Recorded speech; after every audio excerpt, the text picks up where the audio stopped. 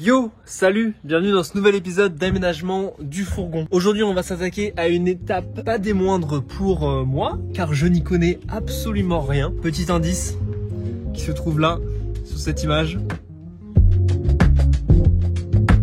Donc vous l'avez vu, aujourd'hui on va faire l'électricité. Et comme vous pouvez le constater, il y a déjà pas mal de fils. Donc pour rappel, pour ceux qui viennent d'arriver, c'est un ancien camion de pompiers. C'est pour ça qu'il y a tout un système électrique déjà fait. Personnellement, en électricité, je n'y connais rien. Aujourd'hui, je suis avec Kams, qui n'y connaît rien. Nous sommes tous les deux des tâches. Niveau électricité, on se calme, on n'est pas des tâches en tout non plus.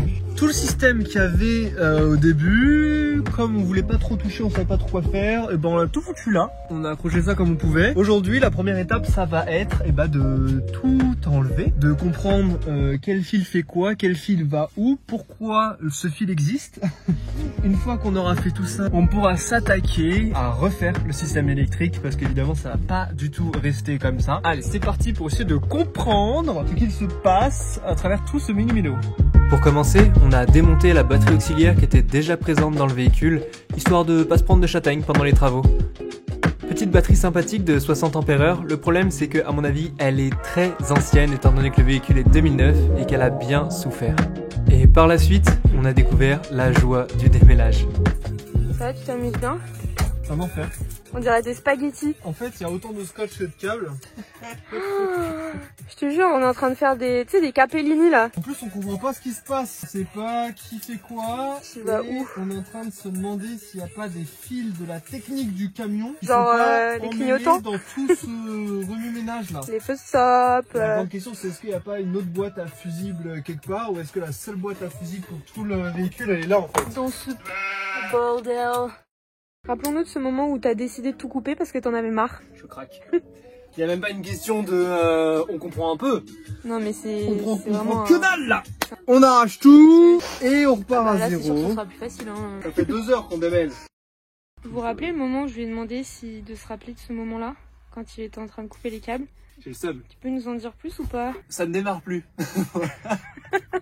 Parmi la masse de fils qui est là, il y en a 5 qu'il fallait pas couper, qui est un système d'anti-démarrage ou je ne sais pas trop quoi, j'ai pas tout compris ce qu'on vient de m'expliquer. Mais en gros, fallait pas les couper, absolument pas les couper, parce que sinon, tu démarres plus. Donc tout fonctionne, c'est-à-dire que les warnings, les feux, les clignotants, les voyants sur le compteur, tout fonctionne, sauf le démarrage de la batterie. Et de quelle couleur ils sont les 5 câbles qu'on doit retrouver? Ils sont blancs. Et du coup, il y en a combien des câbles blancs là-dedans? Il y en a beaucoup, il y en a plus que 5. Mon niveau de somme est actuellement très élevé, mais il est compensé par mon niveau de joie quand je vois ça. Camille se déguise actuellement en sapin de Noël. Tout ça pour démêler les câbles, pour qu'au final le camion ne démarre pas.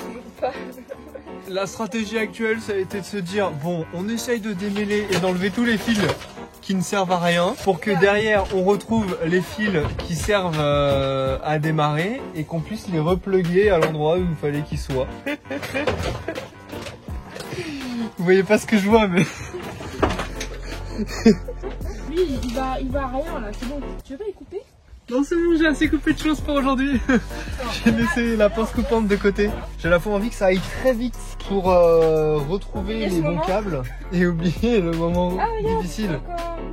Et d'un autre côté, j'ai juste envie de tout laisser et de partir et de me dire peut-être que demain, peut-être que je vais me réveiller. Un petit lutin qui sera venu. Déjà, il y a un peu de jaune, donc on peut éliminer les jaunes. Il y a un fil rouge, donc on peut éliminer le fil rouge. Il reste les autres, quoi. Mais ça doit en éliminer quand même 20%, Faut positiver dans la vie, tu vois. On est seulement dans la merde à 80%. J'aurais pas dû tout couper.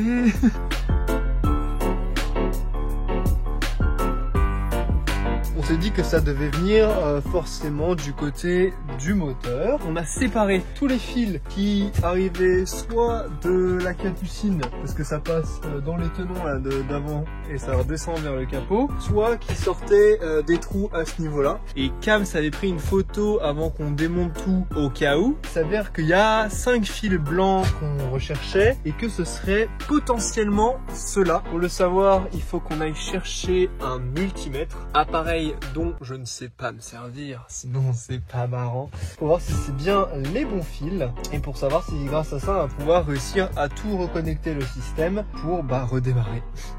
Compliqué cette histoire, je m'attendais pas à ça. On ne l'attendait pas de retour de sitôt. Les explications étaient très rapides. Hein. Il m'a dit, vous êtes dans la merde.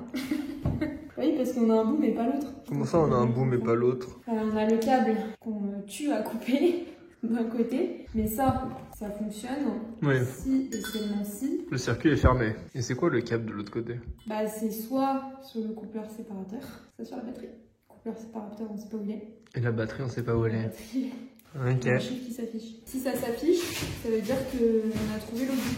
Heureusement, Cam, c'est un contact qui n'est pas un moldu comme nous et qui a d'énormes connaissances en mécanique et en électricité. Alors un grand merci à lui, sans qui, je n'en doute pas, j'aurais très vite abandonné. Ça avait l'air simple la mécanique. Hein. Bah ouais, hein. Ça avait l'air pas très complexe comme véhicule. On dirait qu'on est au téléphone avec un SAV. alors mon numéro client.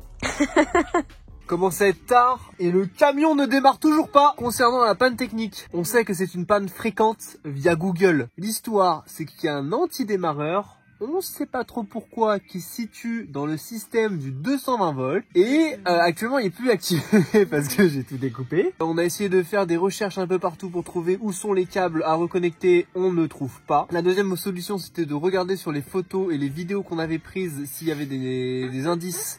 Il n'y a pas spécialement d'indices. La troisième astuce c'était de me dire je vais regarder la forme des coupes de câbles en essayant de faire un côte à côte en disant ah ils sont coupés un peu pareil, donc ça doit être le même câble. Ça marche pas tant que ça. Et là je suis en train d'enlever les bouts de câbles qui restent pour voir s'il n'y a pas d'écriture sur les câbles qui pourrait donner des indications. On avait, je suis même pas sûr qu'on le voit, on a un début d'écriture à cet endroit là. Peut-être un numéro de série, peut-être un numéro de câble, qui sait. Mais on ne le saura jamais parce qu'on ne peut pas ouvrir le truc. Je commence à craquer. Je commence à en avoir marre. Après on peut en faire aussi un mobil-home sans le mobile. Ça me saoule. On est le lendemain de la panne et on a compris, grâce à Sam, pourquoi le camion ne démarrait pas. En fait, le camion, il est rechargeable en 220 volts. Donc sur le côté, à cet endroit-là, il y a une entrée 220 volts qui permettait de recharger la batterie quand le camion il était à l'entrepôt. Mais pour éviter que quand les pompiers partent en intervention à pleine balle, oublient qu'ils sont branchés et arrachent tout le système électrique dans le hangar, ce qu'ils ont fait, c'est qu'ils ont mis une sécurité que quand c'est branché, le camion ne peut pas démarrer. On avait la réponse juste là en fait, c'était sous nos yeux depuis le début. Attention, présence de 120 volts, démarrage impossible. C'est assez satisfaisant parce qu'on a compris pourquoi ça ne fonctionnait pas, mais à la fois très frustrant parce qu'on ne sait toujours pas comment régler le problème. On a fait ce qu'on appelle la stratégie du schlag. On a pris tout plein de câbles, on les a dénudés, on les a connectés ensemble. Coucou les électriciens, j'espère que vous appréciez ce travail. Regardez ce qui se passe. Silence, moteur, action! Aïe aïe aïe! Est-ce qu'on entend ce bruit? Tout se passe dans la connexion là-dedans. Après élimination, c'est-à-dire qu'on a mis les câbles, enlevé les câbles, mis les câbles, enlevé les câbles pour voir si ça démarrait ou si ça ne démarrait pas. Les deux gagnants du jour sont le numéro E0703 et le numéro E0704. Et oui, au final, c'était simple, c'était logique. On aurait pu le découvrir depuis le début. Là, comme vous pouvez le voir, le circuit est ouvert, donc du coup, s'il ne se passe rien, imaginons que je connecte les deux câbles. Et voilà, une fois que le circuit est fermé, le camion démarre. Est-ce que c'est facile l'électricité? Je m'en vais voir quoi, c'est compliqué. Il va nous rester un petit coup de ménage pour y voir plus clair et par la suite, on va pouvoir commencer à monter le nouveau système électrique en espérant qu'on aura un peu plus de chance que sur le démontage. Pour voir la suite, je te conseille de t'abonner à la chaîne. Tu peux aussi me suivre sur Instagram, je mets plein de trucs, notamment toutes les galères. Tu peux aussi mettre un petit j'aime sur la vidéo si elle t'a plu. Et moi, je te dis à bientôt pour la suite de l'aménagement. Allez, salut!